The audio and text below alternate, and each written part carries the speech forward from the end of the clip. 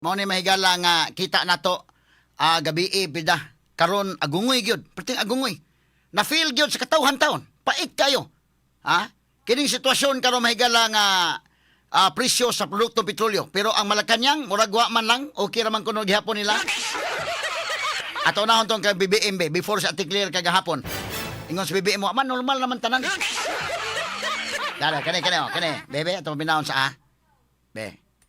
Far we've been able to keep everything at normal levels. At normal level, everything is normal. No need to hoard. Na our vendors are cooperating and they are keeping the prices down at normal from what he were maybe a month ago. Pareho pa rin. So that's what we need to maintain. So Normal na tanan. Ay mo kabalaka, hasta po sa Anticlear manghigala kagahapon. Atol sa press conference sa mga Anticlear be. Ato siya ati balik sa Giles Marcos be. Balik sa dong, rewind sa dong, gamay dong kay kini. To keep everything at normal levels. At normal level, everything is normal. No need to hoard. Na our vendors are cooperating and they are keeping the prices down at normal from what he were maybe a month ago. Pareho pa rin. So that's what we need to maintain. So far Mao ni iya manghigala.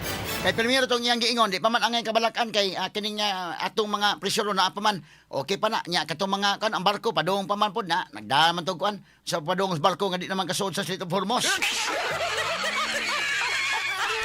Sa Anticlear pod gahapon mausad asa man Anticlear be. Anto paminawon sa Anticlear be murag wa matugkad.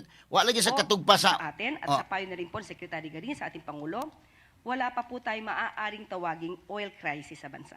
I understand you had an interview over the weekend saying that we are not yet in a crisis situation despite the increase of the oil prices. But then, in an ambush interview last Thursday in Bataan, the president himself used the term crisis. He said we had to accelerate all this because of the oil crisis that is happening. Itong problema because of the war in the Middle East.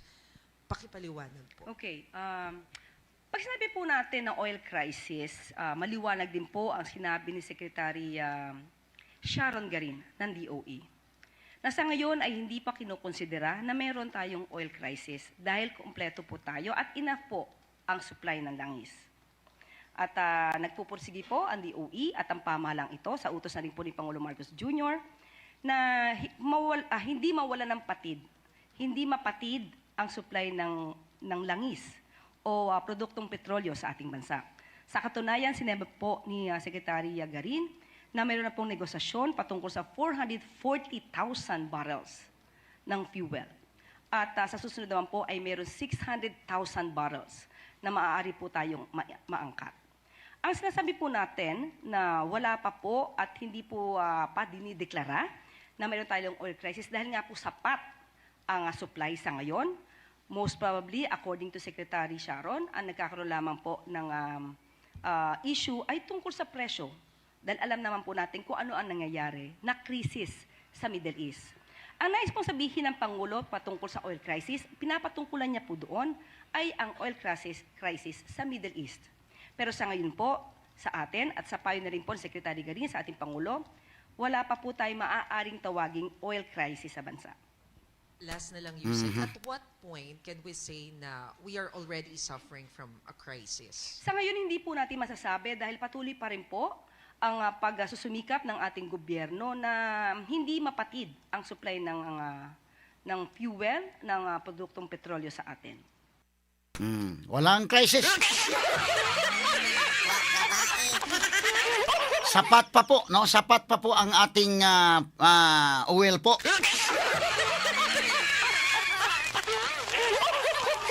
Bali po sa Anticlear. Wa gyud ni sa kuan mo na nga malisod ang masa. Kaingon gyud ka nga kuan. Wa katugpa, wa ka touch manghigala sa masa. Ang katawan may agungoy astang ordinary tricycle driver, ha? Ang ordinary mahigala jeepney drivers naka-feel na, ang ordinaryo nga mga pasahero naka-feel na. ang mga palalito ni Saka na pero salamat man okay ra. Walang kuan balik ko sa Anticlear dong. Mura ganahan si Jesus Minya maminaw ang Anticlear da. Ganahan si Jesus Minya labi na kay ganina nagpatubil ni. Sige ko no dong. Bebe. Sige balik ko no. Rewind gamay. Be, Anticlear be. Sige daw. Okay, sige play dong. Crisis that is happening. Itong problema because of the war in the Middle East. Pakipaliwanag po. Okay. Pag sinabi po natin na oil crisis, maliwanag din po ang sinabi ni Secretary Sharon Garin ng DOE. Na sa ngayon ay hindi pa kinukonsidera na meron tayong oil crisis dahil kumpleto po tayo at enough po ang supply ng langis. Kompleto po tayo. At nagpupursige po ang DOE at ang pamahalang ito sa utos na rin po ni Pangulo Marcos Jr. na hindi mawala ng patid, hindi mapatid ang supply ng langis o produktong petrolyo sa ating bansa. Sa katunayan, sinabi po ni Secretary Garin na mayroon na pong negosasyon patungkol sa 440,000 barrels ng fuel.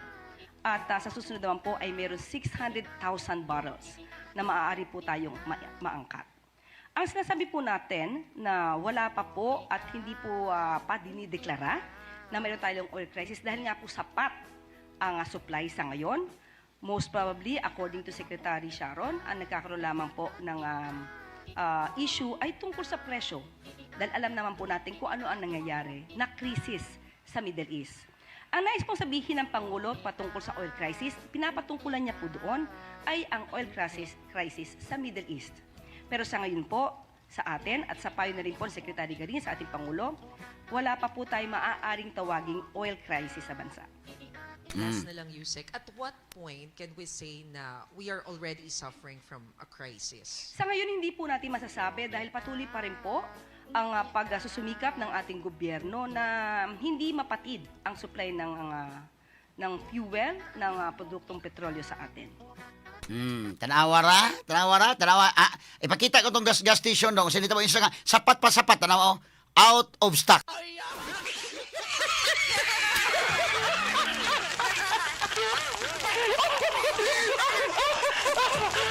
Kaon sa ning kalakihan, mato ba walang oil crisis. Diaw, sold out.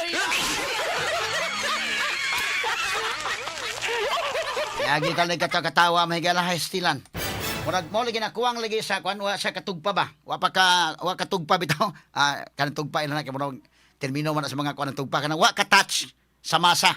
Wa ka relate sa masa, no? Kay bitaw wa pa katugpa murag lain paminaw no katugpa.